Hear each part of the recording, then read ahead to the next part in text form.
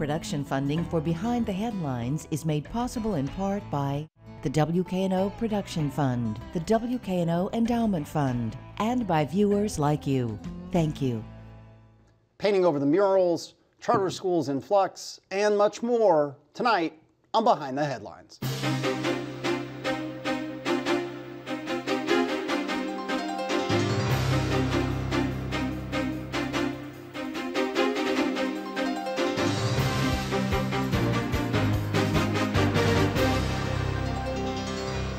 I'm Eric Barnes, publisher of the Memphis Daily News. Thanks for joining us. I'm joined tonight by a roundtable of journalists, including Toby Sells, news editor from the Memphis Flyer, Ryan Poe, reporter with the Commercial Appeal, Laura Faith Cabetti is an education reporter with Chalkbeat. Thanks for being here, along with Bill Dries, senior reporter with the Memphis Daily News. We'll start with the murals, and I don't know, maybe I'm going to go to you, I think, Ryan, just to maybe give us the rundown of what happened. Maybe people saw it out of the corner of their eye. It was a strange day. Was it Monday that this happened, or it was recently that these murals that had been painted by Paint Memphis were painted over by the city? Yeah, there was more than 100 artists had painted these murals, the beautiful murals, many of them on this area of public property and private property at Lamar and Willett in South Memphis in Midtown. So what happened was the city crews, they didn't like 6 of the murals. The city council members singled out 6 of the murals for being painted over. They sent out the public works crews, and they painted over 7 murals, none of which were the 6 that were originally planned to be painted. So it was a flub from the city. The public works director admitted that it was a miscommunication, his fault, and now they've put a halt on all painting over of murals until they can have a city council meeting to kind of flesh out or sort out what happened. Toby, I mean, thoughts on it? It was sort of a strange circus of confusion and a lot of disappointment and a lot of frustration, a lot of anger on social media. People who didn't like some of the murals in the neighborhoods. I think it was a couple of city council members who had gotten a lot of pushback from their constituents, felt like they didn't have input on the murals that were painted. There was a Grim Reaper sort of themed one that we had some of the people from Paint Memphis on, Karen Golightly and another woman, Lauren Kennedy, on talking about that 2 months ago. But the way it was, quote, taken care of was strange. Bizarre. As I watched it unfold, I still didn't have a full grasp on how this was getting done. You know, city council members are now telling Public Works how to go and what to paint over and things. There were no votes taken on what murals to take down and how to take them down and all that. Was the mayor involved in this? I mean, it's his administration.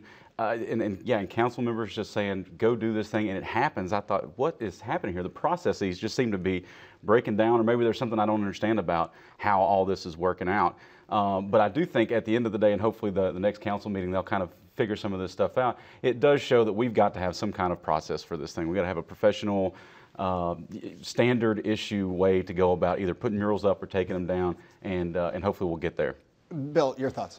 Well, the council members, when they had what was a pretty lively discussion with Karen Golightly about specifically the Paint Memphis murals, that confrontation ended with the council members saying, all right, here's what we're going to do.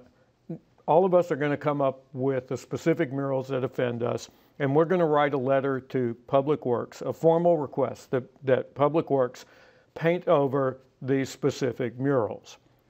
So that letter's in the works in January. And it's part of a process. There's also a process that's used for the removal of graffiti. These are not considered to be graffiti. So the letter's in circulation in January. The next month, as a matter of fact, the first council meeting in February, the council members are talking about the Urban Arts Commission and how they're about to appoint a new board to that, which is part of a separate process with that.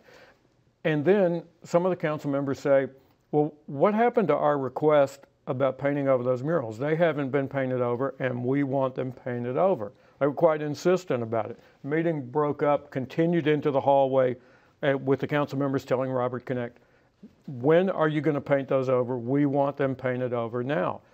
That weekend, you start seeing them painted over. One panel had actually been painted over earlier, but were the ones, back to Ryan, I mean, back to the confusion about it, were the ones that the city council members requested those were not the ones that were painted over? No. No. They were not. No, But it was just a general paint over on one side of Willette too. We should add. they were trying to paint them all. I got it. Okay. And now there's graffiti. I mean, I think I saw on social media some people taking pictures that now the tan walls over the have graffiti all over them, which is part of the whole argument of the people who are in favor of murals is that that it is their art and they make the neighborhood look better and they prohibit or they down people don't put graffiti on the murals by and large. You did have neighborhood leaders who were among the initial presentation to the council who said we don't want this there. It was more than the council members. Thank you. And there are other people in the community who think this is pretty neat. Yeah. And I think when we had, Paint Memphis is an independent, they're not city funded. They're an independent group that had a contractor agreement with the city to do this. Urban Art Commission is in part funded by the city, does sculptures, does murals, does all kinds of things. I mean, it does seem like some need for some clarity on how these groups all work together and where the murals go and public input. And that whole idea, we were talking before the show, Toby, of public input and a process behind this, in some ways, it gets back to the statues. And this week there was even the people who adamantly wanted those statues to come down, there were people who were concerned about the process, that it was not transparent enough. And we had Bruce McMullen, the city legal officer, on the show and so on. But there were some parallels in a way about process or lack of process. However, the state comptroller came forward with a report looking at the process about the statues this week, and what did they find? They found that it was all above board, that they followed the right rules of open meetings and paying less than market value accepting less than market value for the parks. But the part that I think a lot of folks are concerned about is the actual vote itself. The ordinance had been going through the regular legislative process, and you guys help me out and tell me if this is all true, accurate. It came down to the final vote, and there was a substitute ordinance put up by Edmund Ford that was given to all the council members. They didn't read it. They didn't offer copies of it to the press or the public at all. I don't think it was in the agenda packet, and they just handed it out, no discussion. They approved it, and they moved on with the meeting. And I think even reporters had to go and try to beg to get copies of this ordinance after the meeting went down. Is that that's how it went down, right? It is, and plus Edmund Ford was about to read the ordinance actually, and then they stopped him, and they went on ahead with the vote. So, yeah. All of that have people thinking, how can this be legal? I mean, the public needs to know what they're voting on when they're voting on it. And folks have said that this was done in secrecy, done in the dark. There's something else going on there. But the State Comptroller's Office of Open Records Counsel, he said that several Nashville lawmakers had wanted this all looked into to see if this was all above board.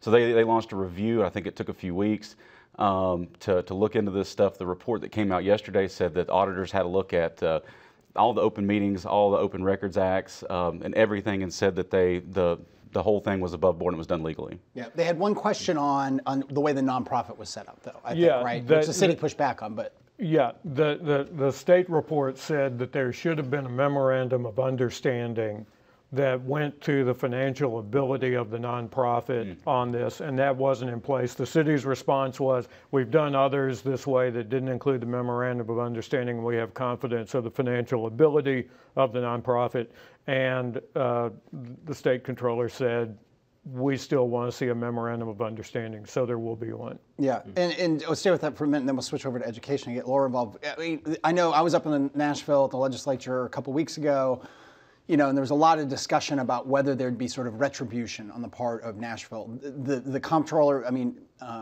that's a first indication that maybe there won't be. I mean, that's a Republican comptroller that came forward and said this was, with one real footnote, this was a legal and process. There were some bills proposed, a variety of them that would shut down the ability of cities to do this, that would punish cities that tried to do this. I don't know if anyone knows if those are getting any momentum. Let's go, Ryan, and then go back to Bill. Yeah, the feeling I've gotten from talking to state lawmakers, most people think that those are not going to get much momentum, especially the more radical ones that would be more damaging to cities in the future.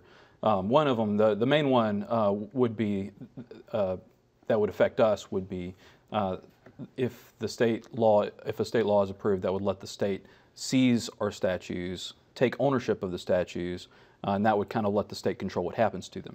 So that's one of the bills among several that are on the table. Yeah. Any other thought on that? The retroactive bill, the sponsor of that bill acknowledges that he probably does not have the votes on it. And the sponsors of some of the others have actually said that they're not sure if what the city did is illegal or legal. It might be legal, that they acknowledged. We'll come back to some other things going on in the legislature, but I wanted to switch over to education, and there is a ton going on. Laura, we've had you on the show once, twice before. Tell people, and I probably should have done this in the past, tell people first what Chalkbeat is, and then where do you want to start with all of the many things going on in education? Sure. So Chalkbeat is a nonprofit news organization. We cover Shelby County, specifically Shelby County schools and the Achievement School District. We also cover state policy. And we've been around for about 4-ish years now in Memphis. And we have a team of 2 people here in Memphis and someone else in Nashville. Yeah, and we run your stories in the Memphis Daily News. I think they've appeared in other publications and so on. So, but where do you want to start? The Jubilee schools, the charter schools that are on watch. Where do we start? Well, I think one thing that is really interesting about the charter schools that are in danger of being closed is that this is the first time for this new process to be in place. A couple of years ago, Shelby County Schools flagged several charter schools and closed 3 of them for low performance.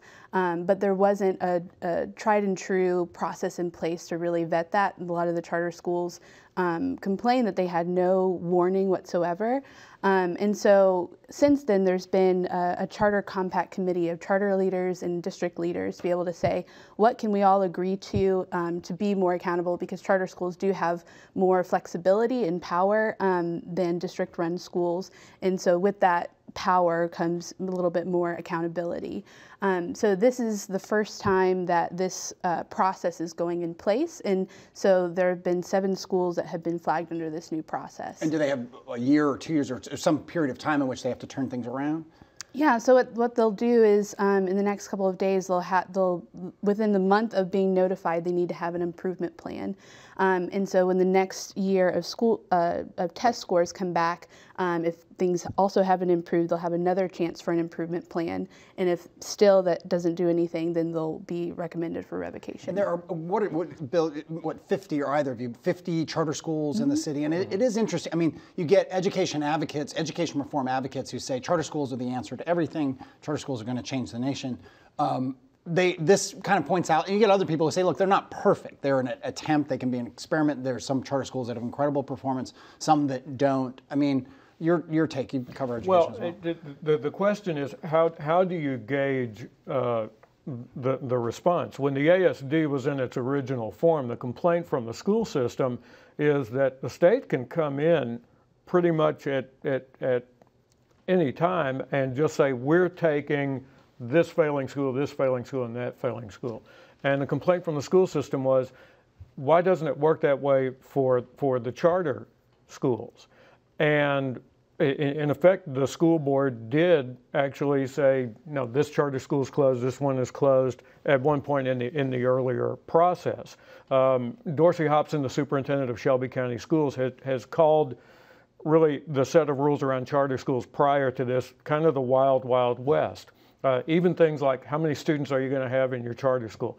That's an estimate that in some cases has been off pretty widely from the mark originally set once the school is up and running. And let me give some, for people who don't follow us closely, and you guys correct me where I get some things wrong. So the charter schools, which have been in Memphis for a decade or more now, various charters, they apply to the Shelby County schools. They have to meet certain conditions, a certain level of financial and stability, and they've got a plan for this charter school. They start, the money follows the child. So the money that comes from the state for each child comes out of the Shelby County public school system and goes with that child to the charter school. Is that correct? Those charter schools then sometimes maybe raise other money from philanthropy or other sources. Am I right so far? ASD is the Achievement School District, which Governor Haslam put in place as a way to take over failing schools across the state. Most of them were in Memphis. And Chris Barbick was the original superintendent of that. He was on the show a number of times when he started up. And some of those takeovers have worked, and some they haven't improved results. Is that fair to say of the ASD schools? I mean, there have been very little, small amount of schools that have actually made it outside of the bottom 5% of schools in the state. So there's been a lot of changes of curbing the power of the Achievement School District in the past year or so, to be still one of the most severe option that the state refers to turn around failing schools, but is no longer the most powerful tool that they use. And maybe when Governor Haslam was on on the show, but at various points he's acknowledged that there's been the ASD hasn't worked in some cases, but has pointed out that threat. It took that threat. In part, the Shelby County schools, innovation zone schools, which have performed really well, have been a response to the ASD, right? And right. that pressure, that competitive pressure, I think Haslam would point out and others and say, well, maybe the ASD didn't work as designed, but it pressured Shelby County into doing a better job. Yeah, the I-Zone schools were part of the original ASD legislation. It was an option for the school systems to use, but that's essentially been the argument because the I-Zones, by most standards, have performed better than the ASD schools in a head-to-head comparison. And the ASD's argument has been, yeah, but would the school system be addressing this with the urgency that it is if it were not for the idea that the ASD could come in and take any schools on pretty and the short counter argument too that I've heard is that there wasn't funds to flow enough funds because the I-Zone is a more expensive model, and they're saying, well, now that we have the funds through this legislation, we can now use that urgency. So there's that competing argument that. What's going on with the Jubilee schools? Do you want to take that, or do you want, who wants that? The Jubilee schools, which are the set of Catholic schools, what are there, 9 of them? Yeah, we had a set of 9 Jubilee schools who will actually be in their 20th year when they close at the end of the 1920 school year. 2020 school year, yes. Yeah. Or 2019 or 2020? No, 2019, okay. 2020. And so these schools have been in business for 20 years. These are schools that are in the inner city in some cases. They're resurrected schools that had been parish schools a long time ago. And the Catholic, they're not charter schools, they're Catholic schools. No, they are, they're not operated by charters. So the Catholic school system was having the same problems that some of the charters in the inner city have had, and that is with low enrollment. So they announced that they will be closing. There's a new charter group whose board is led by John Smorelli, the president of Christian Brothers University, who's also been involved in the Crosstown High School charter school. And the Maxine Smith STEAM Academy charter across the street from CBU. Right. And so the plan is for that charter group to effectively take over the Catholic Jubilee schools. These will become secular schools in the process. So this is a pretty big group to become charter schools. Yeah. Other thoughts going on in education? We talked a little before the show that it's kind of quiet at the legislature right now in terms of education bills that are coming forward, but other thoughts that are on your radar right now? Well, just to get back to the Jubilee schools, I think it's really interesting that this is not the only time in the nation where this has happened, where Catholic schools are saying, well, we are not having enough enrollment, we're not getting enough funds that we need to serve the students from low-income families that we're targeting. And so there have been in other places in DC, Indianapolis, I want to say Milwaukee as well, where Catholic schools have turned to, well, what about this charter option if we are able to get public funds and still operate our buildings and provide education that not the religious aspect, but still provide education in a way. So I think that's interesting as we're looking at what is happening here in Memphis. We're not alone in that. Yeah, it's interesting too. I mean, as there are more options in inner city schools and parents have choices in terms of optional schools, in terms of different types of charter schools, I wonder how much that was a factor, that the Jubilee schools used to be the only other option in the inner city. Now there are a whole lot more. We're talking about education, grade fixing, and what's the update there? Well, the latest is that Superintendent Dorsey Hobson has responded to the state's inquiry of different questions that they had of who has access to grades after they have already been given. And one thing that he's done in response is shorten the list of people who have access to changing grades after they've already been given. But in that list, which is the school records secretary, and one other person that the principal designates, whether that's an assistant principal or someone else, he's shortened that list to those 2 people. But that would not have prevented what happened at Trezevant, because this started with the records secretary. Yeah. We could talk more, but we'll move on. We'll shift a little bit with the 6-7 minutes we have left and stay with the legislature. Toby, what's the update on, I think last time we were on, we were talking about medical marijuana and a bill being proposed in the House. It's got a little more momentum as the session goes along. It does. This summer, there were meetings all over the state looking at medical cannabis here, and you've got an East Tennessee Republican, Jeremy Faison, House member, who's been really pushing this, brought the bill back to Nashville this session, and just recently, Beth Harwell, Speaker of the House, has signed on, says she's going to support it, and that's a huge move for medical cannabis here in Tennessee. That kind of same power was the tipping point for the wine and grocery stores bill that fought for years in the legislature. Finally, some leadership got behind it, and that was enough to push it over. So we'll see if that's enough this session to get medical cannabis over, but it's at least got more people looking at it and thinking about it. Other things going on with the whole lot of stories right now. One, maybe an update, Bill, and maybe Ryan want to comment on too, on various statewide races. So the governor's race is underway. I hosted a forum with the Tennessee Press Association 2 weeks ago, something like that. Had most, not all, the candidates on there. It was interesting, but Republican and Democratic candidates.